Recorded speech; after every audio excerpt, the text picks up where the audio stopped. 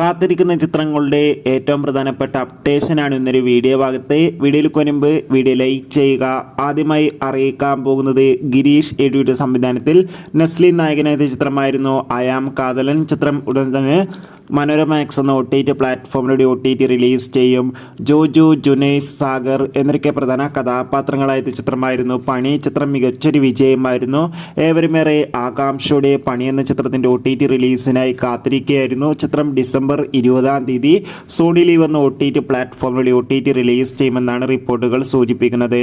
അർജുൻ അശോകൻ, ബാലു വർഗീസ് എന്നൊക്കെ പ്രധാന കഥാപാത്രങ്ങളായ ചിത്രമായിരുന്നു പല്ലൂട്ടി 90 കിഡ്സ്. ചിത്രം ഈ വരുന്ന ഡിസംബർ 18-ാം തീയതി മനോരമ എക്സ് എന്ന OTT പ്ലാറ്റ്ഫോമിലൂടെ OTT റിലീസ് ചെയ്യുമെന്ന് കൺഫേം ആക്കിയിട്ടുണ്ട്.